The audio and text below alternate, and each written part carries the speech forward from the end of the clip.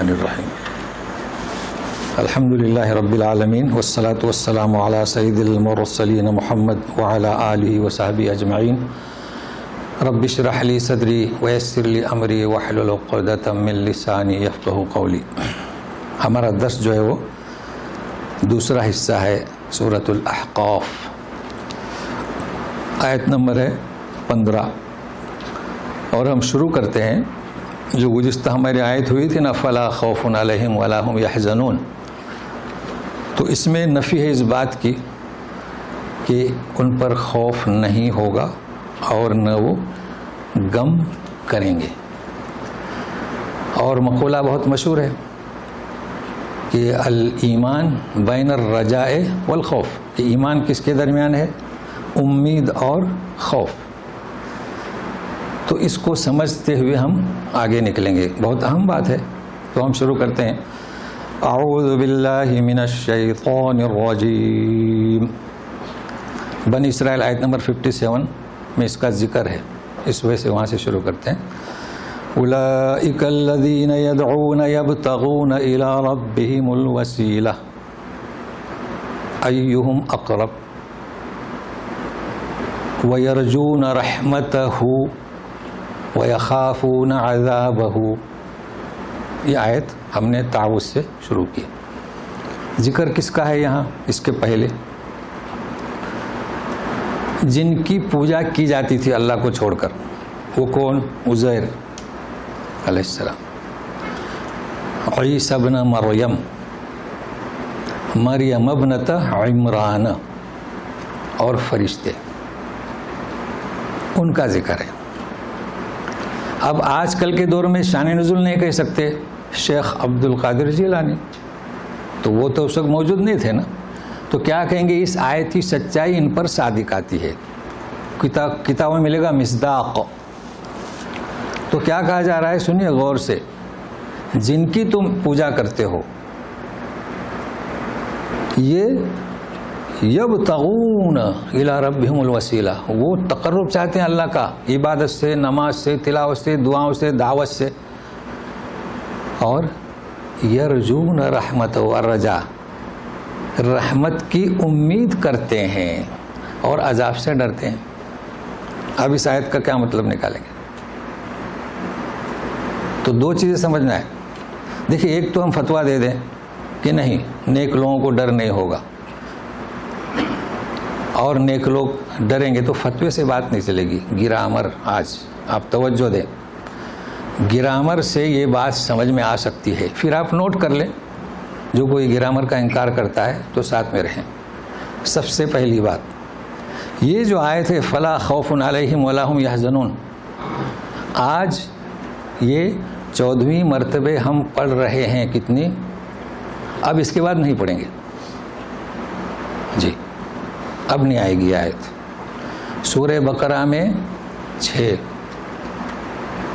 عمران، مائدہ، انعام ایک ایک، کتنی ہو گئی؟ 9، اعراف میں 2، کتنی بھی؟ 11، یونس میں کتنی بھی؟ 12، زخرف، عوامیم کا مجموعہ پڑھ چکے ہیں 13، اور یہ 14۔ کوئی فرق نہیں، فلا خوف علیہم ولا هم یحزنون، کوئی فرق نہیں۔ تو ایک بات سے فارغ ہوتے ہیں، لوگوں کا تصور یہ ہے کہ یہ اولیاء کے بارے میں ہے، غلط۔ بھائی بقرہ میں ایک آیت ہے الا ان اولیاء اللہ لا خوف علیہم ولا هم یحزنون، مگر سب سے پہلی آیت جو ہے ہم اور آپ ہیں، وہ کیسے؟ ہم سب ہیں اس میں شامل، مگر لوگوں کا تصور اولیاء، تو ہم اس کو دوست بنائیں، ان کو دوست بنائیں، ان سے مانگیں، ان کی نیازیں کریں۔ دیکھیے 38 نمبر آیت بقرہ کی، قُلْنَا اهْبِطُوا مِنْهَا جَمِيعًا، اتر جاؤ، فَإِمَّا يَأْتِيَنَّكُم مِّنِّي هُدًى فَمَن تَبِعَ هُدَايَ فَلَا خَوْفٌ عَلَيْهِمْ وَلَا هُمْ يَحْزَنُونَ۔ یہ تو ہمارے آپ کے لیے کہ جو کوئی اس ہدایت کی پیروی کرے گا اس پر نہ خوف اور نہ غم۔ مطلب یہ ہے کہ آمنوا وعملوا الصالحات، اور آخرت پر یقین، فلا خوف علیہم، ہے نا؟ ان الذین آمنوا ہادوا نصارى والصابئین من آمن باللہ والیوم الآخر وعمل صالحا، یعنی تصدیق بالقلب، اقرار باللسان، عمل بالجوارح، فلا خوف علیہم. ترجمہ کرنے کی ضرورت نہیں، یہ تو واضح ہوا. لیکن اب سمجھنا ہے، اس کے بعد اب ہم پڑھیں گے سورہ انسان میں. کیا پڑھیں گے؟ اصحاب جنت کا ذکر ہے. یوفون بالنذر، وہ اپنی منتیں پوری کریں گے جو جنت دنیا میں کرتے ہیں. یخافون یوما کان شرہ مستطیرا، ایسے دن سے ڈرتے ہیں جس کی تلخی لمبی ہے، ڈرتے ہیں. پھر اسی صورت میں یعنی 10ویں آیت پر وہ اصحاب جنت کہتے ہیں ابھی سے انا نخاف من ربنا، کس سے؟ یومن عبوسا قمطریرا، تلخی والے دن سے ہم ڈرتے ہیں. تو ابھی تو آپ کو تصادم بتلایا، ٹکراؤ. آج تک کیا پڑھے؟ فلا خوف. اب کیا پڑھیں گے؟ خوف. اب اسے کیسے سمجھیں گے؟ چلیے سورہ نور میں ان مردوں کا ذکر ہے کہ جو نماز کی پابندی کرتے ہیں. یخافون یوما تتقلب فیہ القلوب والابصار، اس دن سے ڈرتے ہیں جس دن آنکھیں دل الٹ پلٹ ہو جائیں گے. تو ڈرتے ہیں اور ڈر نہیں ہے. اب سنیے گا، اب ساتھ میں رہیے. کیا سیکھنا ہے؟ گرامر. سنیے، دیکھیے آیت. پہلا گرامر، فلا خوف. خوف کیا ہے؟ اسم ہے. خوف کیا ہے؟ اسم ہے. اور یحزنون فعل ہے. تو خوف کو اسم اور یحزنون کو فعل، کچھ تو فرق ہوا جی. اب جتنی آیتیں پڑھیں گے خوف نہیں ہے، کیا پڑھیں گے؟ یخافون. تو اس فرق کو سمجھنا ہے. اس سے پہلے دوسرا فرق، یہ تو بہت آسان ہے، سورہ فاتحہ سے آپ لوگوں کو یاد ہے. دیکھیے، فلا خوف علیہم. علیہم یعنی کیا؟ ہم. تو یہ ہم کے پہلے یا آتی ہے تو ہم ہو جاتا ہے. تو کب ہم ہے؟ خوف کے بعد. آگے آئیے، ولا ہم یحزنون. یہ ہم کب ہے؟ پہلے ہے. اگر ایسا ہوتا فلا خوف علیہم ولا حزن علیہم تو بات صحیح نہیں ہوتی. یہ کسی شاعر کا کلام نہیں ہے. اب ساتھ میں رہیے، گرامر، تاکہ سمجھ میں آئے کہ خوف ہے یا خوف نہیں ہے، یخافون یا لا یخافون. تو پہلے ہم، جب بھی ہم پہلے آئے تو اور معنی دیتا ہے، جب بعد میں آئے تو اور معنی دیتا ہے. بہت آسان ہے. ہم کہتے ہیں ایاک، دیکھو ایاہو، ایاہما، ایاہم، ایاہن، ایای، ایاک، ایک ہی چیز ہے. ایاک نعبد و ایاک نستعین. کیا کہتے ہیں ہم؟ آپ نے آپ کی عبادت کو خاص کر لیا کہ ہم تیری ہی عبادت کرتے ہیں، ہے نا. دوسری کی عبادت سے نفی. تو ہم کا پہلے آنا یعنی ضمیر، یہاں چونکہ ہم ہے، اس بات کا اس بات ہے کہ صرف اور صرف ایک ہی کے ساتھ مختص ہے، دوسرے سے نفی. چلیے اسی کو اور بتاتے ہیں. ہمارے بھائی زبان سے کہتے ہیں ایاک نعبد و ایاک نستعین، لیکن حقیقت میں وہ یہ نہیں کہتے. کیا کہتے ہیں؟ وَنَعْبُدُكَ وَنَسْتَعِينُكَ. کیا مطلب اس کا؟ ہم تیری عبادت کریں، تجھے سے مدد چاہتے ہیں. پھر مسجدوں میں باہر آ کر کیا کرتے ہیں؟ مزاروں پر. تو ضمیر اگر پہلے آئے تو مختص نہیں ہوتے، بعد میں آئے تو مختص نہیں ہوئی، پہلے آئے تو مختص. تو آپ سنیے گا، یہ ضمیر کا فائدہ معلوم ہوا، پہلے اور بعد میں. اب آپ بتائیے، فلا خوف علیہم ضمیر بعد میں ہے یا پہلے؟ تو مختص نہیں ہوئی. چلیے ہمارے درس میں کچھ لوگ جماعت سے وابستہ ہیں، یہاں بھی آتے ہیں، جماعت میں بھی جاتے ہیں، ہے نا. اور کچھ لوگ صرف یہاں آتے ہیں. ایک شخص کہتا ہے ہم صرف قاری صاحب کے درس میں جاتے ہیں. تو یہ صرف دوسرے درس میں جانے کی نفی. ہم قاری صاحب کے درس میں بھی جاتے ہیں، مطلب دوسرے درس میں بھی جاتے ہیں، ٹھیک ہے نا. تو یہ جو فلا خوف علیہم ہے، ان پر خوف نہیں ہے. کیا اللہ تعالیٰ نے یہ فرمایا کہ خوف نہیں کرتے یا خوف کرتے ہیں یا نہیں کرتے؟ ضمیر بعد میں ہے، مختص نہیں ہے. سمجھ رہے ہیں نا؟ فلا خوف علیہم، اللہ تعالیٰ تعریف کر رہے ہیں کیا کہ ان کو خوف نہیں ہوگا. تو یہ اس بات پر دلیل نہیں کرتا کہ خوف نہیں کرتے. اچھا، ولا هم يحزنون پہلے ہے. قیامت میں جب ہم جنت میں داخل ہوں گے انشاءاللہ، ہم پر کوئی غم نہیں ہوگا. مختص کر دیا، غم کریں گے ہی نہیں. تو آپ سنیے گا، اللہ تعالیٰ نے انعام دے دیا. کیا؟ تعریف کر دی کہ میرے وہ بندے جو دنیا میں یخافون یومن عبوسا قمطریرا، ڈرتے ہیں، یومن تتقلب فی القلوب والابصار، ڈرتے ہیں. اس کی وجہ سے قیامت میں فلا خوف علیہم، ان پر کوئی خوف نہیں ہوگا. بات واضح ہوئی؟ واضح ہو گئی نا جی. تو کوئی تعارض نہیں کلام پاک کی آیت میں، کوئی ٹکراؤ نہیں. تو نتیجہ اب آخری بات، اس کا مطلب کیا؟ فلا خوف. اب یہ کیسے؟ یہاں آپ دیکھتے ہوں گے گاڑی پر لکھا رہتا ہے خطر پیٹرول کی، ہے نا، اور کیبل خطر. خطر یعنی خطرہ. تو خوف کے معنی کہ اللہ تعالیٰ فرماتے ہیں جو صفات مومنین کے ڈرتے ہیں ان پر کوئی خطرہ نہیں، فلا خوف علیہم.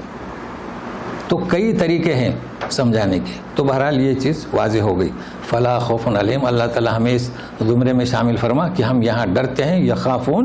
اور یہی ہے، دیکھیے ہم بعد میں آیا ہے.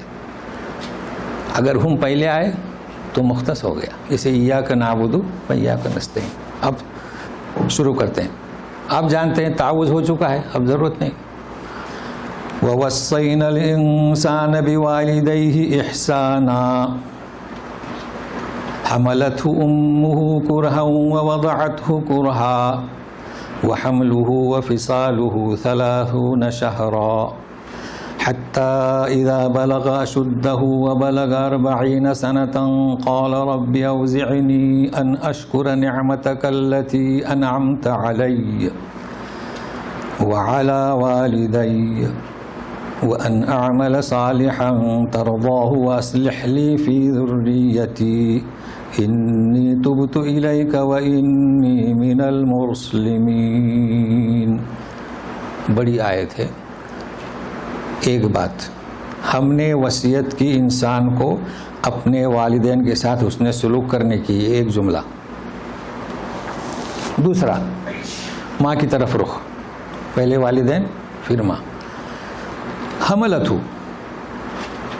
حمل کے قرار پائے جانے کے وقت سے لے کر اس نے اٹھا رکھی. وضعتو کرہا، جننے تک، بڑی مشقت سے اور تکلیف سے. ترجمہ جی. اور اس کا حمل میں، پیٹ میں حمل کا اٹھانا اور دودھ پلانے کی مدت کتنی دونوں مل کے؟ 30 ماہ ہے نا، 30 شہر. اب اتنے ترجمے ہم اکتفا کرتے ہیں کیونکہ پھر دوسری بات پیش ہو رہی ہے. تو ایک مضمون پہلے ہم سمجھ سکیں، پھر آگے ترجمہ کر دیں گے. چلیے. وصینا کیا مطلب؟ ہم نے وصیت کی.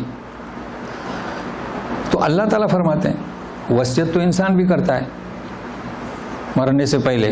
نبی کریم صلی اللہ علیہ وسلم فرمایا کہ 1/3 میں جانتے ہیں. تو انسان کی وصیت اور اللہ کی وصیت. اللہ کی وصیت یعنی کیا؟ فرض. ہم نے انسان کو وصیت کی. مگر ساتھ میں رہیے، سورہ شورا میں ہم پڑھ چکے ہیں، حوامیم کی صورت میں، شرع لکم من الدین ما وصى به ابراہیم، ہے نا، ومصى به نوحا.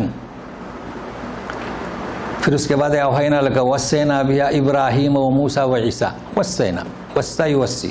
تو جو لوگ میرے درس میں رہ چکے ہیں انزل و نزل، اس فرق کو جانتے ہیں نا، ان کے لیے سمجھنے میں آسانی ہوگی. بھائی انزل اتارا، لیکن اب اس میں اضافہ کیجیے چونکہ آج کی بات سمجھانا ہے.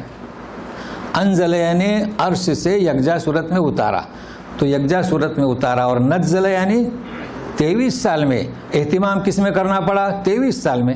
وہ تو فرشتوں کو حکم دیا اٹھا کر لا دیے، اس کو ابھی اس میں اضافہ کریں. چونکہ اس وقت بات سمجھانی تھی شب قدر اور شب برات جو لوگوں کا تصور ہے، لیکن آج دوسری چیز سمجھانا ہے. تو وسا وسینا وسینا، لیکن اس کا بھی مصدر ہے انزل اوسا. یہ وسا اصل میں کیا ہے؟ نزل وسا، اور اوسا نے اوسا. سورہ مریم 31 نمبر آیت، یہ عیسیٰ ابن مریم فرماتے ہیں اوسانی بالصلاۃ. اوسانی تو معلوم ہوا کہ اوسا اور وسا میں فرق ہے. یہ بھی یاد ہو جائے تو اچھی بات ہے نا، تو ساتھ میں رہیے. سورہ نساء آیت نمبر 11، اوسا کا مصدر کیا آئے گا؟ یوسی. یوسیکم اللہ فی اولادکم للذکر مثل حظ الانثیین. لڑکی کو جو وراثت دیں گے اس کا دوہرا لڑکے کو. کیا آ گیا؟ اوسی یوسی یعنی انزل ینزل. اور بچوں کو، انسان کو وصیت والدین کے بارے میں، دین کے بارے میں، شریعت کے بارے میں تو کیا وصیہ. کیا فرق ہوا دونوں میں جانتے؟ جو انزل اور نزل میں، وصن میں اہتمام زیادہ ہے، تفصیل ہے. بھئی دین کو پیش کیا جا رہا ہے کسے؟ تو دین میں تفصیل ہے نا. ہاں. اور جہاں عیسیٰ ابن مریم کو جو حکم ہوا تھا نماز کا، عطیے میں دی گئی. اتنی تفصیل نہیں ہے جیسے شریعت میں تفصیل ہے. بچے کو ایک عطیہ دیا گیا کہ لڑکے کے دوہرا. اس میں کیا ہے؟ جھنجھٹ کیا ہے؟ تو ماں نے یاد کر لیے جو انزل اور کیا نزل وہی اوسا اور وسا. اب ہم آگے چلتے ہیں.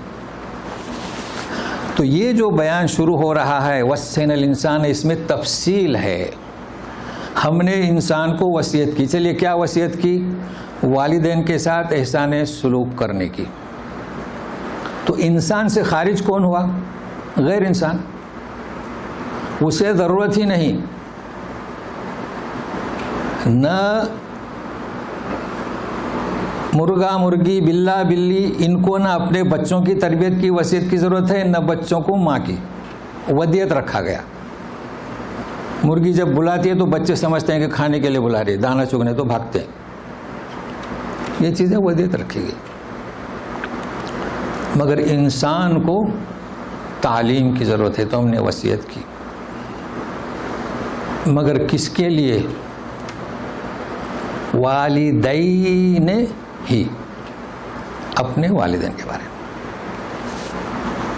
بچے بھی ہیں، زیادہ نہیں ہے لیکن بچے، مگر ایسے لوگ تو ہیں جن کے ماں باپ ہیں. مگر اپنے بچوں کو سنائے. والدین کا ذکر ہے. اچھا سورہ لقمان میں جائیے، دیکھو والدین کی اہمیت ہم بتاتے ہیں. سورہ لقمان میں لقمان سے اپنے بیٹے کو وصیت کرتے ہیں یا بنی لا تشرک باللہ، ہے نا، ان الشرک لظلم عظیم. اس کے بعد دوسری وصیت کیا ہے؟ انہا ان تکم مثقال حبۃ من خردل، یعنی اللہ تعالیٰ کی عظمت کے کوئی گناہ رائے کے دانے کے برابر بھی ہو کسی چٹان میں اللہ لے آئے گا. پھر کیا کہتے ہیں؟ اقیم الصلاۃ امر بالمعروف، نماز پڑھو، امر بالمعروف، ہے نا.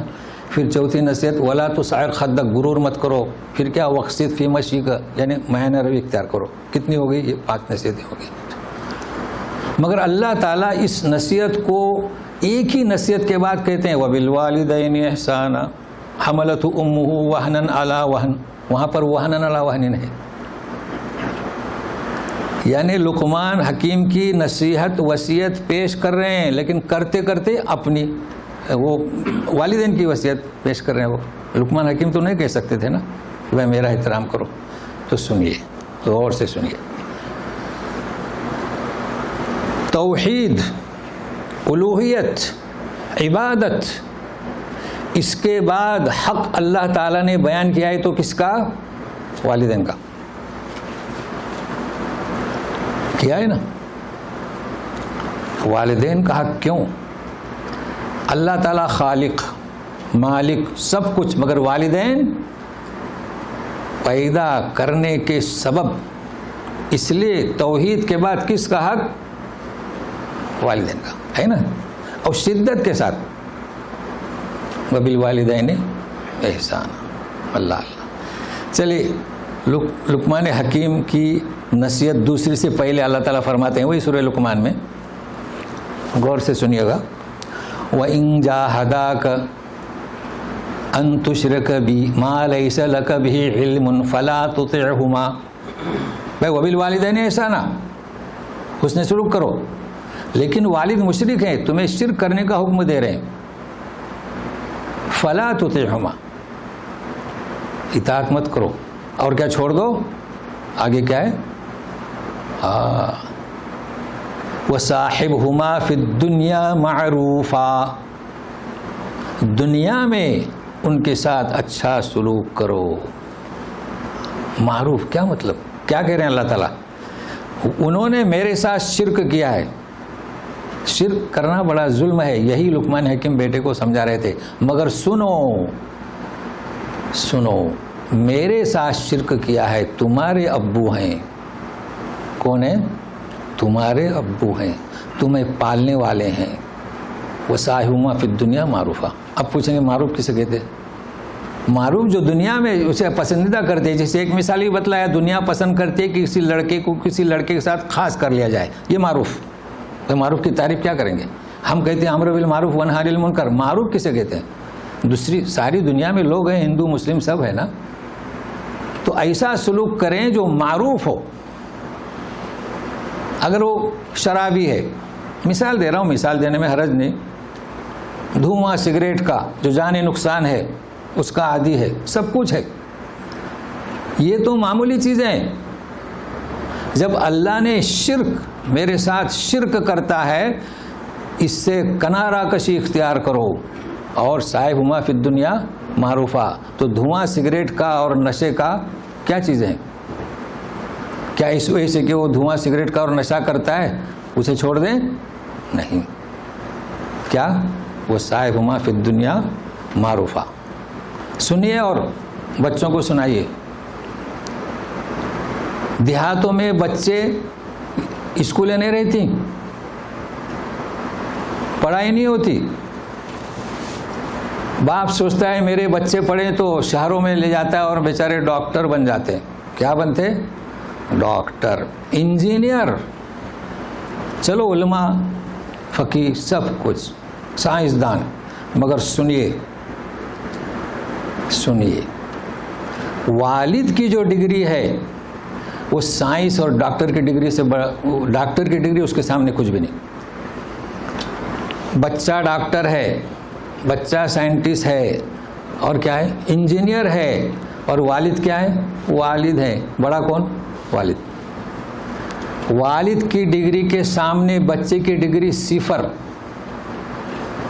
اسی لیے یہ تو سمجھیں، یہ نہ سوچے کہ میرا باپ انگوٹھا چھاپ ہے، میں تو انجینئر ہو چکا ہوں. آپ کی انجینئری، آپ والد نہیں اس کے، وہ آپ کے کیا ہیں؟ تو صرف والد نہیں، ماں بھی. کسی کا ماں ہونا، کسی کا باپ ہونا، اور اس کے اولاد کا منسٹر ہونا کوئی ڈگری نہیں رکھتا. جتنے بھی منسٹر ہیں دیکھو اپنی ماں کے پاس کیسے جاتے ہیں، جا کے پیر چھوتے ہیں. کیوں؟ تو ماں کی ڈگری سے ان کی منسٹر گری بڑی نہیں. اور کیا بتاؤں؟ بچے سن رہے ہیں، سنائیے ان کو. والدین، سب سے بڑی ڈگری کیا ہے؟ والد کا ہونا. سب سے بڑی ڈگری کیا؟ ماں کا ہونا. اب ماں کا علیحدہ بھی تذکرہ، چونکہ علیحدہ تذکرہ آ رہا ہے، تو اللہ تعالی ہم جن کے والدین ہیں ان بچوں کو توفیق دے کہ وہ باپ کی ڈگری کو سمجھے، توفیق دے. اور اگرچہ کہ مشرک، سوچنے کی بات ہے جی. تو پھر گنہگار ہو تو کیا، شرابی ہو تو کیا؟ بہرحال میں یہ ہلکا پن نہیں کہہ رہا ہوں، اسے سمجھانے کا طریقہ ہوتا ہے. اگر کوئی شرابی ہیں سمجھانے کا، لیکن وہ والد ہے. چلیے، احسانہ کا کیا مطلب؟ احسانہ ہم پڑھ چکے ہیں، اب وہ نہیں ہے احسانہ. وہ نماز، جبرائیل امین آ کے پوچھتے ہیں کہ رسول مل احسان، آپ نے کیا فرمایا کہ عبد اللہ کانک تراه، نماز پڑھو ایسے کہ اللہ جیسے اللہ کو دیکھ رہے ہو. مگر ہم کہاں دیکھ رہے ہیں؟ تو وہ تو دیکھ رہا ہے.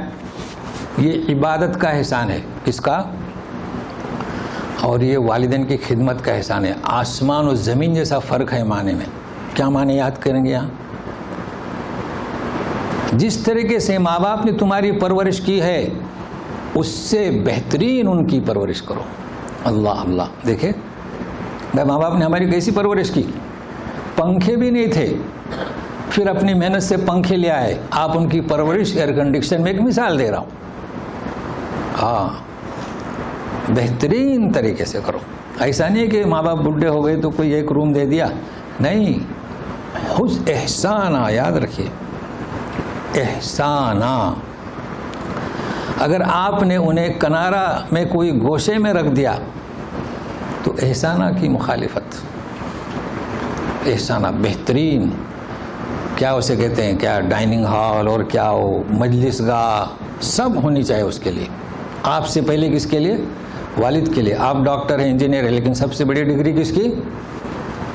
اور والد سے مراد والدین, چونکہ یہاں والدین ذکر ہے مگر وہ والد نکلتا ہے. بہرحال ماں کا تو سبھی احترام کرتے ہیں اس وجہ سے. چلیے اب چلتے ہیں. حملت امہ کرہا. اب کیا درس شروع ہو رہا ہے جانتے ہیں؟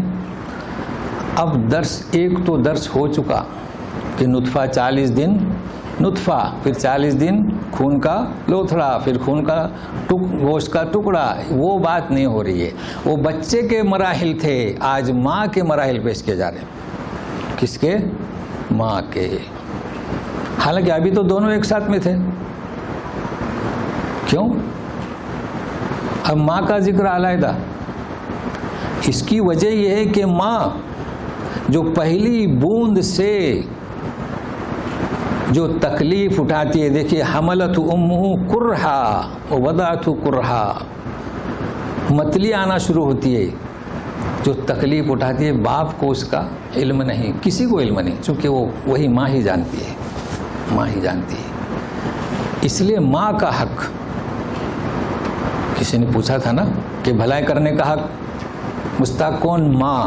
تیری ماں, پھر تیری ماں, پھر تیری ماں, پھر تیرا باپ. کیوں؟ کہ بوند سے لے کر وہ مشقت در مشقت تکلیف اٹھاتی, کہتی نہیں, باپ سے کہتی ہے دوائیں وغیرہ, لیکن اندر جو اسے تکلیف ہے وہی جانتی ہے. اور یہ تکلیف وضعتہ کرہا, جب ڈیلیوری, اب تو زچگی نہیں سمجھتے نا لوگ, زچگی کا وقت آتا ہے, اسے آج کل ڈیلیوری سمجھتے ہیں. تو جان کنے کے مراحل سے گزرنا پڑتا ہے. پہلے ایک وقت تھا, لوگ اطلاع دیتے تھے کہ نہ وارد نہ مہمان ہمارے یہاں آیا, زچہ اور بچہ خیریت سے ہیں. زچہ ہے جس نے زچگی کی. بتائیے, اتنی خوف زدہ کہ اس کی بھی موت ہو سکتی ہے, زچہ کی بھی, بچہ کی بھی, یا دونوں میں سے ایک کی بھی, یا سلامت. 3 شکلیں ہوتی ہیں, مگر پھر بھی ہے خوشی. ناراض ہو کر بھی خوشی, اندر سے دل بے قرار. اسی لیے فرماتے ہیں کہ ماں حملت امہ کرہا ووضعتہ کرہا. یہ بات سمجھ میں آ گئی؟ ماں کا حق, باپ کا حق. اب میں کیا بیان کروں ماں کی تکلیف کو, سب جانتے ہیں. اچھا, اب اس نے جن دی, اللہ خیر کر کے زچہ اور بچہ سب سلامت. تو آپ سوچتے ہیں کہ اسے سکون ملا. اب دوسری ریاضت شروع ہو گئی. کون سی؟ دودھ پلانے کی. بچہ بیمار ہے تو گود میں لیے ہوئے, کھڑے اٹھے, رات دن ہے. یہ ریاضت شروع بھی کہ نہیں ہوئی؟ کیا فرصت ملی؟ نہیں. رو رہا ہے, اس کو نہلانا دھلانا, باپ تو سو رہے ہیں, یہ سوتی نہیں. اگر بچہ بیمار ہو جائے تو اپنی نیند اس پر قربان. نیند کیا, اپنی ساری قوتیں جسمانی ذہنی سب قربان بچے کے لیے. تو وہ کتنے؟ فصالہ 30 شہرا. اب سنیے مسائل, دلچسپ بات. 30 شہرا کیا مطلب؟ 30 مہینے.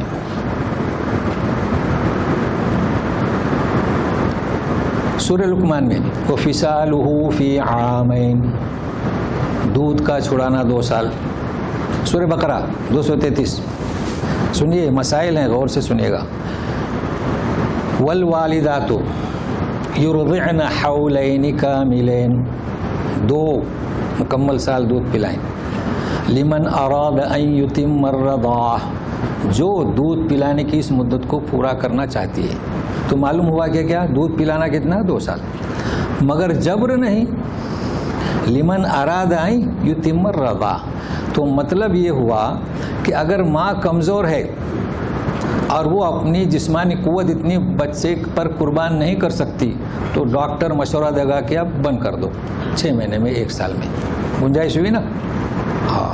اب مسئلہ سنیے. لوگ پوچھتے ہیں یار میرے بچوں کو تو 250 لے دودھ بند نہیں کیا. ارے عقل مندو، جب ماں کے اشتراک کو دیکھ کر دودھ کم کر سکتے ہیں تو بچے کی کمزوری کو دیکھ کر 2 سال کے بجائے 2.5 سال. فتویٰ پوچھنے کی ضرورت کیا ہے؟ ہاں. مگر مدت کتنی؟ 2 سال، مگر کم بھی پلا سکتی ہے. اب اگر چونکہ بچے پیدا ہوتے ہیں تو پونڈ سے وزن بھی کر لیتے ہیں، تو ایک بچہ بہت کمزور ہے تو 2 سال سے 2 مہینے 6 مہینے میں نے کہہ دیا، 2 مہینے 3 مہینے 6 مہینے فلا حرج. تو یہ نقطہ سمجھ لیا نا. یہ فتویٰ کیسا ہے؟ قرآن کہتا ہے کوئی دیکھو حد. لیکن سوال یہ آتا ہے کہ دودھ پلانے کی مدت جو ہے بیان کر دی کتنی؟ 2 سال. تو ولادت کی مدت کتنی؟ حمل کی مدت کتنی؟ کتنے؟ 6 مہینے نہیں 9 مہینے نارمل. 9 مہینے یہاں شمار کریں گے تو پھر 2 اور 9 کتنے ہو گئے؟ 24 اور 9 بہت ہو جاتے ہیں نا. 6 مہینے. تو یہ ولادت کی کم سے کم مدت ہے کتنی؟ 6 مہینے. نارمل 9 مہینے، زیادہ سے زیادہ 12 13 15 جو بھی. تو اب لطیفہ سنیے. اور لطیفہ کچھ ایسا معمولی لطیفہ نہیں ہے، خلافت عمر رضی اللہ تعالیٰ عنہ کے زمانے کا. ہمارے یہاں بھی ہوا ہے. 7 مہینے میں بچے پیدا ہوئے تو اسے طلاق دے دی گئی. تو کوئی بات نہیں، اس وقت علماء نہیں تھے کیونکہ نارمل 6 مہینے. تو آپ سنیے گا، اب ایسا نہیں ہونا چاہیے. تو عمر رضی اللہ تعالیٰ عنہ کے زمانے میں ایک خاتون کو 7 مہینے میں بچہ پیدا ہوا. تو اب آپ یہ فتویٰ دیا کریں. لوگوں میں شور ہوا یہ تو پہلے سے ہی بچہ تھا اس کا، 9 مہینے میں ہونا چاہیے نا. جی. اس سے پوچھا، وہ لاکھ کہتی ہے مگر 100% لوگ نہیں شور. تو حضرت عمر رضی اللہ تعالیٰ عنہ کے پاس شکایت چلی گئی. آپ نے اسے بلایا، چونکہ بھائی یہ کیسے. اور زمن رسول میں ابوبکر صدیق کبھی ایسا واقعہ نہیں ہوا تھا تو کوئی سبق کوئی نصیحت ملتی. اب وہ بھی اس نے تو انکار کر دیا کہ میں نے کوئی برا فعل کیا ہی نہیں. بس اب وہ بھی پریشان ہے، بھائی خاتون ہے. تو اب ہمیں دیکھیے جلیل القدر صحابی ہیں، کبھی بھی خود فیصلہ نہیں کرتے تھے، صحابہ کو بلایا. کیوں بلایا؟ کہ اس خاتون کے بارے میں کیا فیصلہ دیا جائے. اللہ اللہ. ایک دفعہ کا ذکر آپ کو یاد ہے جب نبی کریم صلی اللہ علیہ وسلم وفات پا چکے تھے، اس کو بھی ایسی قصہ پیش آیا تھا. مگر یہ دوسرا قصہ سنیے. حضرت علی رضی اللہ تعالیٰ عنہ، مطلب وہ پوچھ رہے تھے کہ بس وہ کیا کیا جائے، سزا کیسی دی جائے. حضرت علی رضی اللہ عنہ فرماتے ہیں اس کو آپ سزا دینے کے حقدار نہیں، اس کو کوئی سزا نہیں. اللہ کیا بات ہے؟ یہ آیت پڑھ کر سنائے. حملہ وفصالہ 30 شہرا، کتنے ہو گئے؟ 30 مہینے. وفصالہ کیا؟ فی عامین 2 سال. لمن اراد حولین کاملین 2 سال. تو 2 سال دودھ پلانا، بچے کتنے؟ 6. تو کم سے کم ولادت کی مقدار کتنی؟ 6 مہینے. اللہ اللہ. دیکھیں سبحان اللہ. لیکن اس میں ہمیں کیا سبق ملتا ہے؟ ہمیں سبق یہ ملتا ہے کہ انسان ہے، بشر ہے. یہ اللہ حی قیوم، ساری آیتیں اس کے ساتھ ہمیشہ حاضر. حی بشر نہیں رہ سکتا. کیا یہ آیت حضرت عمر رضی اللہ عنہ نہیں سنے تھے؟ سنے تھے. مگر ہم ایسے ہیں کہ استحضار نہیں ہوتا، مستحضر نہیں رہتی، یاد نہیں رہتی. تو ہمیں کس کی ضرورت ہے؟ مشورے کی. یہی کہا گیا ہے نا کہ 2 خواتین ایک ساتھ گواہی دیں، اگر ایک بھول جائے تو دوسری یاد دلائے. بس یہ چیز ہم میں آ جائے. بھائی قصہ تو لطیفہ ہے لیکن یہ چیز ہم میں آنی چاہیے کہ ہم کیا ہیں؟ بشر ہیں. ہر وقت مسائل مستحضر نہیں رہتے. اور ہم نے امام مالک کا قصہ بیان کر چکے ہیں. خود ہی کتاب لکھی اور مسئلہ الٹا بتایا. امام شافعی نے کہا کہ یہ تو آپ نے لکھا کچھ اور ہے، فتویٰ کچھ اور دے رہے ہیں. تو یہ غلطیاں انسان سے سرزد ہوتی ہیں. بہرحال اب ہم آپ کو بتاتے ہیں کہ دودھ کا پلانا، چاہے دیکھیے 2 سال زیادہ کم لوگ پریشان رہتے ہیں، لیکن اب یہاں ایک مسئلہ میں بتاؤں آپ کو، رضاعت کا. جانتے ہیں رضاعت حرمت تحریم، اس میں بڑی کوتاہی عمل میں آتی ہے کہ اگر جیسے ماں بیمار ہے تو کسی پڑوس عورت کا دودھ پلاتے ہیں تو رضاعی رشتہ ہوتا ہے، اور سب جانتے ہیں کہ حلیمہ اماں حلیمہ چونکہ اس نے دودھ پلائی تھی، لیکن بڑا مقدار میں بڑا فرق ہے. چونکہ ہمارے کتاب میں لکھا ہوا ہے کہ ایک دفعہ کسی کو دودھ پلائے تو اس کی ماں بن جاتی ہے. بڑے مسائل پیش آتے ہیں. تو یہ سن لیا، عائشہ صدیقہ رضی اللہ عنہا فرماتی ہیں کہ پہلے 10 دفعے 10 رضاعات اگر کسی خاتون نے کسی بچوں کو پلائی ہے تو رضاعی رشتہ قائم ہوتا ہے. رضاعی رشتہ جانتے ہیں نما ہو جاتی ہے. اب اس میں تفصیل میں ہم نہیں جانا چاہتے فی مسئلہ. پھر بعد میں اسے 5 کر دیا گیا. کتنا؟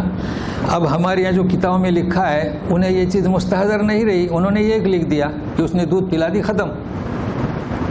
تو اس میں 2 شرطیں ہیں.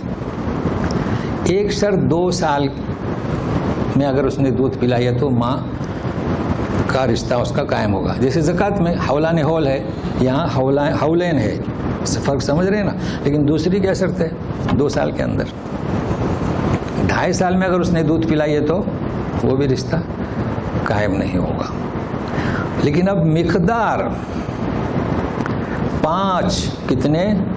بچی رو رہی ہے، ماں گئے کہیں کام سے تو ایک دفعہ پلا دیا، نہیں 5. تو 5 پلانا کسے کے دے یہ میں آپ کو بتاتا ہوں. بچے نے پستان ماں کا منہ میں لیا، آپ نے دیکھے ہوں گے اپنے بچے پیتے پیتے چھوڑ دیتے ہیں، یہ 1 ہوا. پھر کھیلتے ہیں، پھر دوسرے، پھر منہ میں لیتے ہیں، پھر چھوڑ دیتے ہیں، یہ 2 ہوا. مطلب وہ چوستے چوستے چھوڑ دے، یہ کتنا ہوا؟ 1. ایسے 5 اگر اس نے پلائی ہے تو کیا ہوگا؟ رضاعت کا رشتہ قائم ہوگا. ایک دفعہ پلانے سے نہیں ہوگا. لیکن اپنے یہاں کتابوں میں کیا لکھا ملے گا؟ اب آگے چلتے ہیں. ہاں جی، اب دوسری بات شروع ہو رہی ہے. اب سننے کے لیے تیار رہیے گا. ہم آج تک جانتے ہیں عقائد صحیحہ، اعمال صالحہ، اخلاق حسنہ. اب اس کی بات نہیں ہو رہی ہے. کس کی؟ نظریات، خیالات، افکار، اس کے اقدار. یہ سنیے گا، ہم نے عنوان کیا لکھا تھا؟ اظہار بندگی. اپنی بندگی کا اظہار بھی کیجئے. تو سنیے، یہاں تک کہ جب وہ بڑی عمر کو پہنچا، اشدہ ہو، وہ بلغ 40 سنہ، اور کہاں تک پہنچا؟ 40 سال تک. بھائی چھوڑ دو وہیں، لوگ سن رہے ہیں غور سے.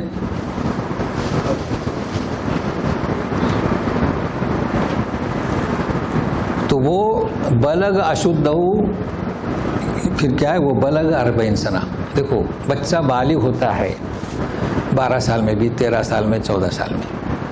لیکن 40 سنہ کیا ہے؟ پختہ عمر ہو جاتی ہے. دیکھیں کیا ہمارے یہاں بچے 12 سال کی لڑکی تو کہ شادی کر کے اس کو علیحدہ فلیٹ دے دیتے ہیں؟ نہیں، ابھی وہ خود بچہ ہے، بالغ ہوا ہے وہ، لیکن ابھی عقل سلیم مکمل عقل نہیں آئی ہے کہ بیوی کو سنبھالے، بچوں کو سنبھالے. اس لیے نبوت کی عمر کتنی رکھی گئی؟ 40. جی، پختہ عمر ہوتی ہے ماں سوا عیسی ابن مریم کی. تو آپ جانتے ہیں، تو یہ تو استثناء ہر چیز میں ہے. تو بہرحال جب وہ، یہ تو مسئلہ کافی وضاحت سے سمجھا دیا گیا ہے، مگر اب سنیے اس کے نظریات کیا ہیں، بندہ نوازی کا اظہار کیا ہے. سنیے کیا کہتا ہے. اور رب اوزعنی، مجھے توفیق دے کہ میں شکر کروں تیری نعمتوں کا. پہلے نعمتوں کا اعتراف کر رہا ہے. کس پر؟ مجھ پر، میرے والدین پر. والدین یعنی والدین. ایک دعا اس یہ کر رہا ہے، نعمتوں کا اعتراف اور شکر کی مجھے توفیق دے. ٹھیک ہے، اوزعنی. پھر دوسری دعا یہ کہ میں نیک عمل کروں جو تجھے پسندیدہ ہے. اعمل صالحا ترضاہ. اس کا مطلب یہ ہوا کہ اعمال ایسے بھی ہیں جو اللہ کو پسندیدہ نہیں ہیں. جی، ایک شخص بڑی دعوت کرتا ہے. کیوں کرتا؟ دعوت کرنا اچھا کام ہے، مگر آپ میں اگر اخلاص ہوگا اللہ کے لیے تو اللہ اس سے راضی ہوگا. آج کل قربانی کے بکرے بک رہے ہیں میرے خیال سے لاکھ اور کتنے، جی لاکھوں کے بک رہے ہیں صاحب. لوگ خریدتے ہیں 1 لاکھ کے 2 لاکھ دے کر. کیا مقصد؟ ریا. تو ایسے عمل کی نفی، اخلاص جسے کہتے ہیں اخلاص، تو مجھے ایسے عمل کی توفیق دے جس سے تو راضی ہو۔ اچھا پھر کہتے ہیں واصلح لی فی ذریتی، میری اولاد کی بھی اصلاح فرما۔ یہ ایک عجب بات ہے۔ سنیے، ہمارے یہاں عام طور پر تصور کیا ہے، ایک شخص تبلیغ کرتا ہے، دعوت دیتا ہے، نمازیں پڑھتا ہے، سب کچھ، مگر یہ ایسا نہیں کر رہا ہے۔ سب سے پہلے والدین کی فکر دیکھیں ہے، اور پھر ایسا نہیں کہ میرا چراغ بجھ جائے، روشنی کا منار ٹوٹ جائے، واصلی لی فی ذریتی، یہ ہے۔ ہم نے کہا تھا نا کہ اظہار بندہ نوازی، تو ہمیشہ دعا کریں اپنے لیے، والدین، اور پھر اپنی نسل، اور پھر ساری امت کے لیے۔ انی تبت الیک، اب اس کے معنی توبہ کرنے کے نہیں، توبہ کرنے، وہ تو اپنے افکار پیش کر رہا ہے، میں تیری طرف رجوع کرتا ہوں ہر معاملے میں، والدین کو ہدایت دے، مجھے ہدایت دے، میری نسل کو ہدایت دے، کہاں رجوع کرتا ہوں؟ تیری طرف، اور میں تیرے فرما بردار کرنے والوں میں شامل ہوں۔ ٹھیک ہے، مفہوم سمجھ گئے جی؟ لیکن ابھی تیار رہیے، تو اللہ ہمیں سے ہر ایک کو توفیق دے، فکر رکھیں۔ مگر اوزعنی کیا مطلب؟ اوزعنی ترجمہ کیا کیا ہم نے؟ توفیق دے، ہے نا؟ بسم اللہ الرحمن الرحیم، اللہ کے نام سے اب توفیق دے، نصرت مدد شامل حال رہے۔ مگر یہ اوزعنی کیا ہے؟ ترجمہ ہم نے کر لیا توفیق۔ دیکھیں بہت فرق ہے۔ جو لوگ درس میں تھے سورہ نمل کے، وہ اگر یاد ہو تو اب کام آئے گا، لیکن پھر بھی یادہ کرتے ہیں، سنیے۔ وَلِحُشِرَ لِسُلَيْمَانَ جُنُودُهُ مِنَ الْجِنِّ وَالْإِنسِ وَالطُّيُورِ، ہے نا؟ وَهُمْ يُوزَعُونَ، وزع، تو یہ اچھی طرح سمجھ میں آئے۔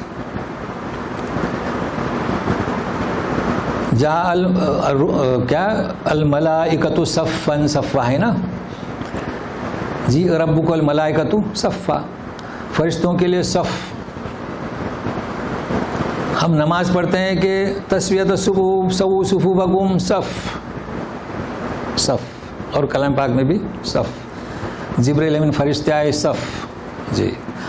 اور سلیمان علیہ السلام کے لشکر کو کہا گیا، حالانکہ وہاں ترجمہ کیا ہے، وہ سب بندی کرتے ہیں پیریڈ میں، جنات الگ، انسان الگ۔ تو کیا ہم نے بتایا تھا؟ سب تو بہت آسان چیز ہے، صف ہر ایک اپنا ذمہ دار ہے، نماز میں کھڑے رہنا، خالی امام کہتا ہے سووا صفوفکم، بس اپنا اہتمام خود کر لو، فرشتے سب آئیں گے۔ لیکن اوضاع میں یہ نہیں ہے، سرکش جنات، تو وہاں پر کیا سارے کے سارے ان کے کنٹرول میں کر دیے گئے، خالی صف نہیں، صف انہوں نے نہیں باندھی جیسے ہم نمازی صف بنتے ہیں۔ یہ کس کا فرق ہے؟ وضع کا۔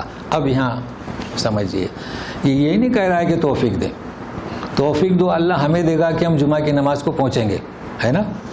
توفیق ہمیں یہ اللہ دے گا کہ ہم درس میں وقت سے پہلے پہنچیں گے، اس کا نام توفیق ہے۔ یہ توفیق نہیں، اس کا کیا ترجمہ کر سکتے ہیں؟ والہانہ توفیق دے، اصل میں اس کے معنی مجھے سنبھال، اظہار بندگی کر رہا ہے کہ تو اللہ کہتا ہے کہ وبالوالدین احسانا حملتہ امہ وہنا علی وہن کرہا علی کر، مجھے سنبھال، کس کے لیے سنبھال؟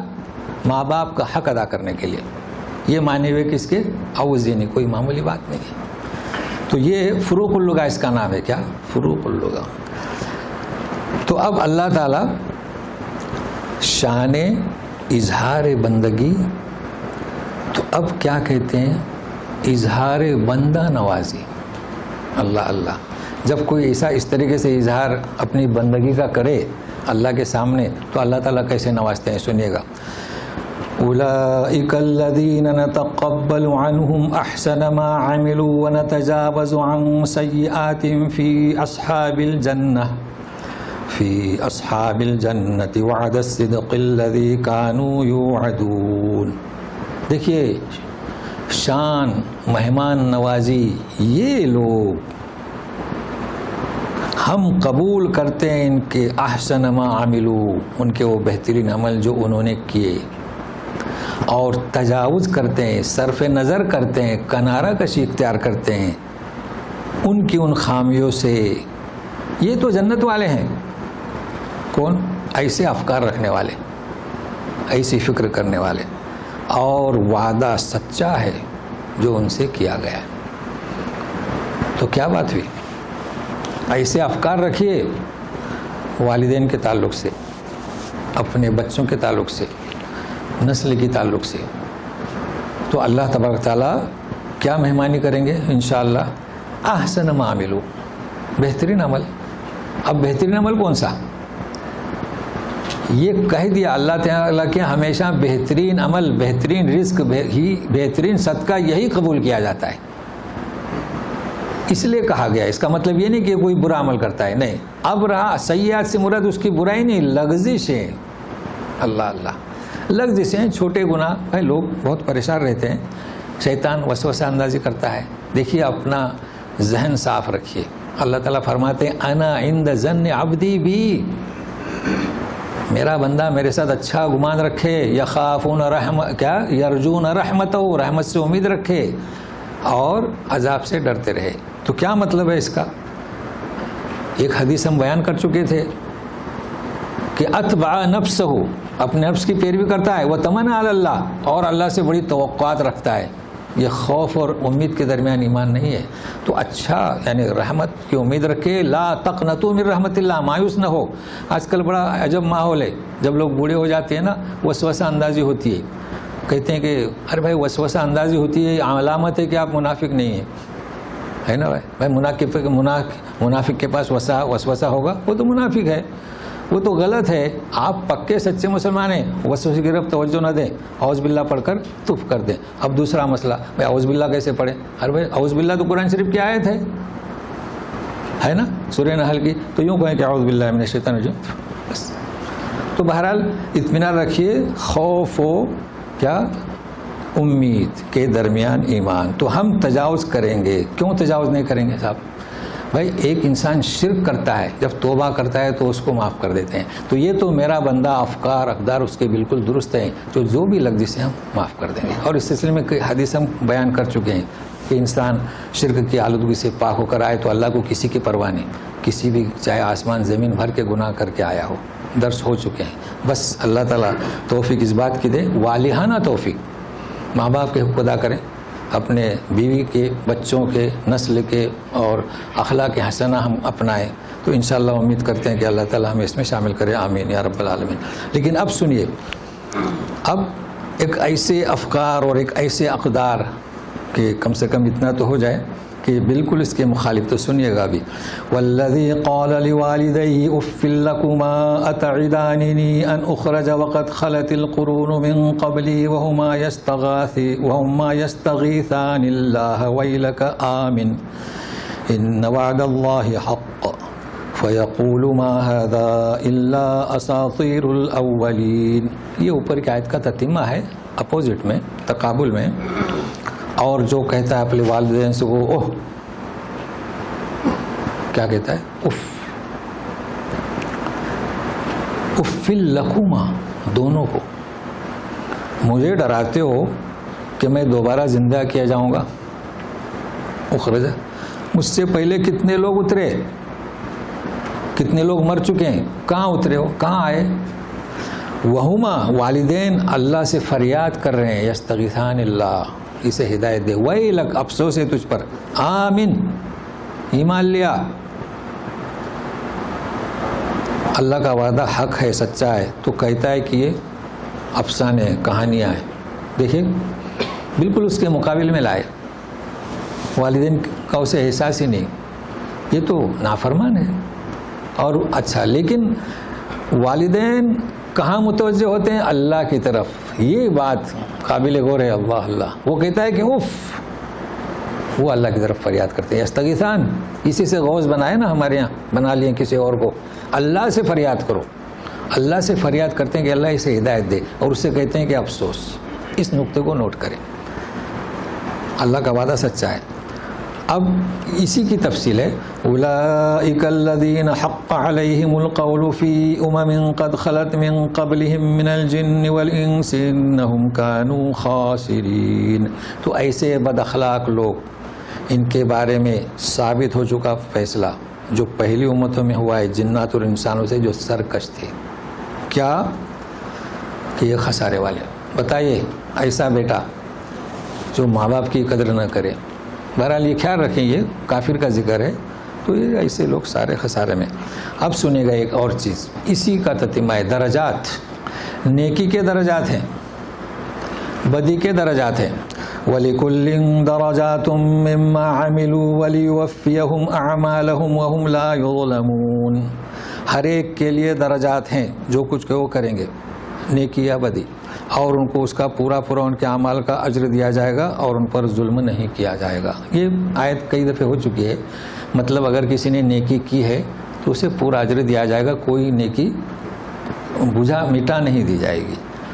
باقی رہا زیادہ، یہ تو اللہ کا فضل ہے، اور گناہ کیا ہے تو اتنی ہی سزا دی جائے گی. اب رہا سوال، یہ تو سوال پیدا ہوتا ہے نا کہ دیکھیے آدم علیہ السلام سے لے کر آج تک لوگ قبر میں سوئے ہوئے ہیں، اور اب جائیں گے تو قیامت کے دن اٹھیں گے تو ان کا زمانہ بہت کم رہے، کسی کا کم، کوئی 4 مہینے کے بعد قیامت واقع ہو.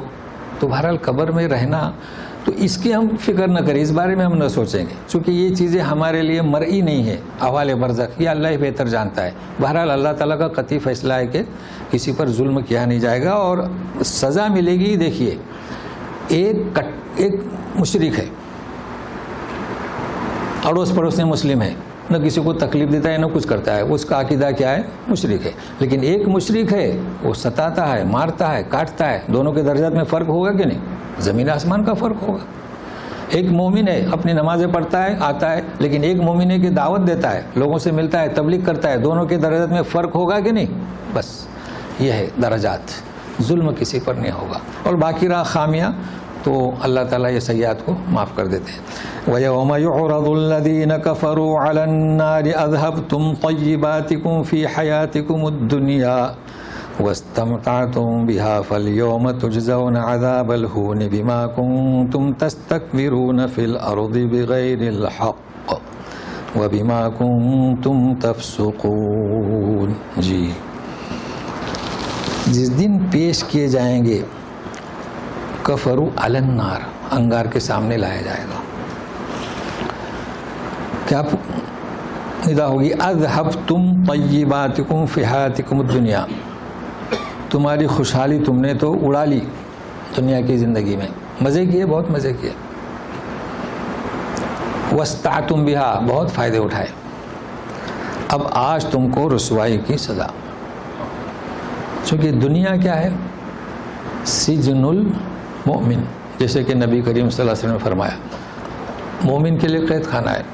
یہی دیکھتا ہے کہ حلال حرام، کپڑے پہننا، کھانا کھانا، مکان میں رہنا، ہر چیز حلال و حرام. مشرک کے لیے کچھ بھی نہیں، سب چیزیں اس کے لیے ہے. تو اس کے لیے وسیع ہے. آج کل بینکوں کا سلسلہ چل پڑا، سود کا. مومن سوچتا ہے کس رقم کو کیا کیا جائے. جو مومن نہیں ہے اس کے لیے تو کیا ہے، بلکہ اسی لیے بینکوں میں روپیہ رکھتے ہیں تاکہ سود ملے. تو بہرحال یہ پابندیاں ہیں. یہ قید خانے سے مراد کیا؟ پابندیاں ہیں. اب سوال جو ہے یہ، چونکہ دین شریعت پہنچ چکی تھی، تمہیں دعوت پہنچ چکی تھی، لیکن تم نے زمین میں کیا کیا؟ تکبر کیا. اور یہ تکبر ہی ایسی چیز ہے کہ کلام پاک کو ماننے سے روکتا ہے، نبی کی دعوت ماننے سے روکتا ہے، معروف چیز کو قبول کرنے سے روکتا ہے. اور دوسرا فسق آپ جانتے ہیں. ایک فسق تو یہ ہے، میں ایک شخص ایمان لاتا ہے تو کیا کہیں گے اس کو؟ بھائی تصدیق، اقرار باللسان ہے نا، اس نے کہہ دیا کہ لا الہ الا محمد رسول اللہ. اب جو اقرار نہ کرے کہ وہ کیا ہے؟ کافر ہے. اب ایک نے اقرار بھی کیا اور تصدیق بھی کی تو وہ مومن ہے. اگر تصدیق نہیں کی تو کیا ہے؟ وہ منافق ہے نا. اب ہمیں یہی اسی کا علم. اور تیسرا، اگر اس نے عمل من الجوارح نہیں کیا تو وہ فاسق ہے. یہ 3 چیزیں نوٹ کر لیں. ایمان، اسلام یہ اور چیز ہے. جو تصدیق نہ کرے، منافقین زبان سے کہتے تھے کہ یہ اللہ کے رسول ہیں، مگر تصدیق نہیں تو یہ منافق. شیطان نے کس میں سے تھا؟ جناتوں سے. ففسق عن امر ربی، اللہ تعالیٰ کے حکم سے نافرمانی کی، اسے فاسق کہا گیا. تو آپ معمولی نہ سمجھیں، چونکہ جو انحراف کرتے ہیں. باقی دیکھیں خطا اور چیز ہے، خطا، لغزش، غفلت یہ اور چیز ہے. تو بہرحال یہ آج کے درس میں ہم نے کئی چیزیں بتائیں، کچھ گرامر بتائے، کچھ خوف کے بارے میں تو اطمینان ہو گیا کہ جو یہاں پر خوف کرتے ہیں اور یقیناً وہ خوف کرتے ہیں مگر ان پر کوئی خطر نہیں ہوگا. تو اللہ تعالیٰ ہمیں ہدایت دے کہ اس تعلیم کے تحت، اور ہمیں بلکہ والہانہ اوزعنی کی شدت کے ساتھ ہمیں توفیق دے اس دعوت کو سمجھنے کی، اور ہمارے ساتھ رحم کرم کا معاملہ فرما. اعوذ باللہ من الشیطان الرجیم. وَيَوْمَ يُعْرَضُ الَّذِينَ كَفَرُوا عَلَى النَّارِ أَذْهَبْتُمْ طَيِّبَاتِكُمْ فِي حَيَاتِكُمُ الدُّنْيَا وَاسْتَمْتَعْتُمْ بِهَا فَالْيَوْمَ تُجْزَوْنَ عَذَابَ الْهُونِ بِمَا كُنْتُمْ تَسْتَكْبِرُونَ فِي الْأَرْضِ بِغَيْرِ الْحَقِّ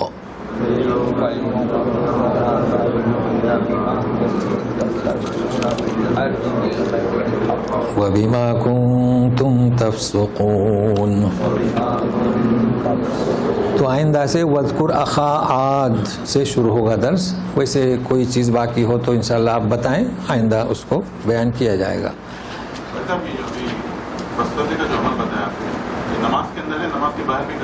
نماز کے باہر بھی کر سکتے ہیں. لوگ نماز کے اندر سوال کرتے ہیں کہ کیسے پڑھیں، تو انہیں اس کا علم نہیں ہے کہ یہ قرآن شریف کیا آیت ہے، چونکہ شروع میں بسملہ لکھی ہوئی ہے، تعوذ نہیں لکھا ہوا ہے نا. تو لوگوں کے عجب عجب تصورات ہیں. ہاں جی جی جی جی جی ہاں، کبھی بھی سوال سمجھ گئے نا، نماز میں، نماز کے باہر کبھی بھی. مگر وہ اکثر وسوسے نماز میں کراتا ہے کہ 4 ہوئی کہ 3 ہوئی، تاکہ لوگ نماز نہ پڑھیں، چھوڑ کے بھاگ جائیں. یہ تو اس حساب سے وہ حدیث پیش کی گئی. چلیے اور کچھ. بہرحال والدین، ہاں ماں کی مشقت،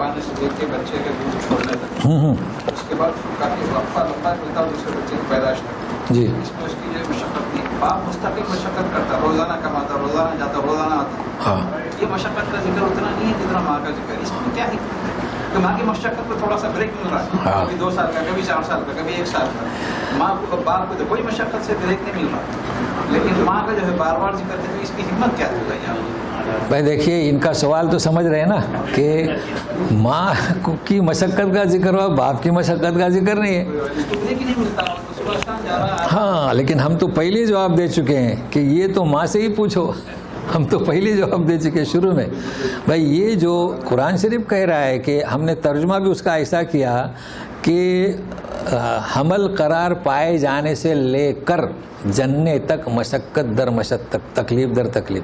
اور پھر یہ بھی ہم نے بیان کیا کہ یہ تو ماں سے ہی پوچھو. تو ہم تو باپ ہیں، نہیں سمجھ سکتے اس چیز کو، سمجھ رہے نا. لیکن یہ کہ سوچنا ہے. بہرحال ہم بتا ہی دیتے ہیں. اصل میں باپ جو ہے نا، جو بھی تکلیف اٹھاتا ہے، لیکن باپ کی تکلیف میں اور ماں کی تکلیف میں بڑا فرق ہے. اس کی وجہ کیا ہے؟ ماں جو ہے صنف نازک ہے، اس کے اندر جو نزاکت ہے نا وہ باپ میں نہیں ہے. پھر باپ آپ دیکھیں گے، کچھ باپ ایسے ہیں کچھ بھی نہیں کرتے، خالی آرڈر دیتے ہیں. دیکھ رہے ہیں نا، کچھ بھی نہیں مشقت اٹھاتے، آرڈر دیتے ہیں. لیکن ماں کو یہ راحت نہیں ہے. ابھی سمجھو 2 سال دودھ چھڑائی، پھر تیسرے سال بچہ پیدا ہوا، تو اس کو آرام کہاں ملا؟ آرام تو نہیں ملا اس کو. وہ اس بچے کی بھی فکر نہیں تھی. ابھی بچہ تو 9 سال تک ڈرتے رہتا ہے نا لوگوں سے. تو بہرحال یہ حقیقت ہے، ماں کا درجہ بڑا ہے، لیکن ایک والد کا بھی درجہ ہے. والدین ذکر کیا ہے، اور یہ تو بس اللہ ہمیں والہانہ توفیق دے. جی کہیے. اصل میں چھٹیوں کا زمانہ ہے، لیکن ہم چلتے رہیں گے. پھر عید کی چھٹی طے کریں گے جب بالکل کم ہو جائیں گے، جب تک چلتے رہیں گے. جی چلیے.